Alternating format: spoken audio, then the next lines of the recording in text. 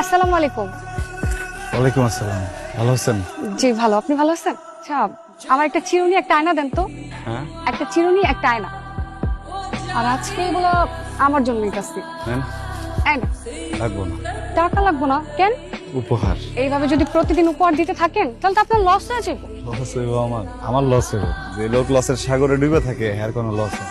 বুঝলাম না বিষয়টা। এই যে আমার ব্যবসাটা দেখতেছেন না, এটা আমার আসল ব্যবসা না। চৌরাস্তায় আমার একটা দোকান আছে। আমার আব্বা মরে যাওয়ার আগে দোকানের জায়গা সবকিছু আমার নামে লিখে দিয়ে গেছে। হঠাৎ একদিন দোকানে আমার ছোটবেলার বন্ধু এলো। এগুলোর মান নাকি ক্যান্সার, 20 লক্ষ টাকা লাগবে। আপন মায়ের মতোই তো, এর হাতে রান্না খাইছি, এর বাড়িতে থাকছি।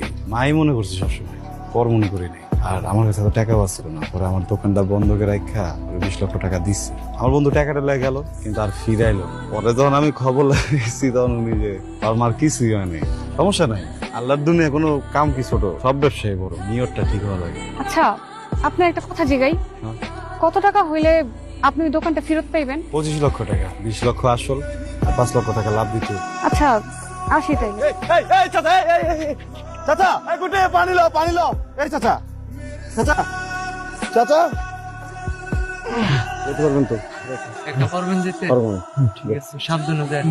আজকে আমার মনের মতো একটা ছেলে দেখলাম, আর এই ছেলেটাকে দেখার পর আফসোস হয় আমার কেন এরকম একটা ছেলে থাকলো।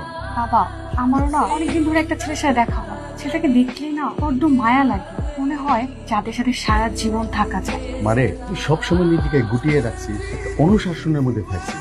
এমন সময় এসে এমন কোনো ভুল করিস না যাতে নিজেই তুই কষ্ট পাস। আসসালামু আলাইকুম, কেমন আছেন আপনি? আচ্ছা বাবা, এত সুন্দর প্লেসে রানিং দোকান কি কেউ কারো কাছে বন্ধক দেয়? সবাই হয়তো দেয় না। আসলে হয়েছে কি, আমার পরিবারের কাছে কেউ কখনো বিপদে পড়া সাহায্য চাইলে আমরা তারে ফিরাই না। আমার খুব কাছের একজন বন্ধুকে সাহায্য করতে গিয়ে আমার ঠিক আছে বাবা, ঠিক আছে, আমি না হয় তোমাকে 30 লক্ষ টাকা না না, এটা কোনো দয়া দাক্ষিণ্য না। আমার এই জীবনে তোমার মতো ছেলে পাবো কিনা জানি না। একটা কথা বলতে চাচ্ছিলাম বাবা, সেবার বলি আমার বড় মেয়ে আন্নার সাথে তোমার সাথে বিবাহ দিতে চাই। আলহামদুলিল্লাহ, অনেক অনেক শুক্রিয়া, আপনি আমার এই লায়ক মনে করছেন। আমার আপত্তি নেই, তারা আমার খুব পছন্দ। আমার যে একটা শর্ত আছে।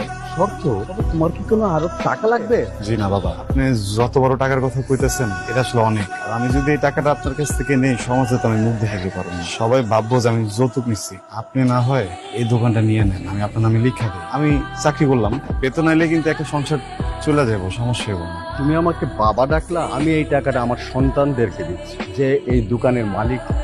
আরেকটা কথা, ভবিষ্যতে কর্মচারী হয়ে থাকবা, এই কথাটা যেন না শুনি। ভালো।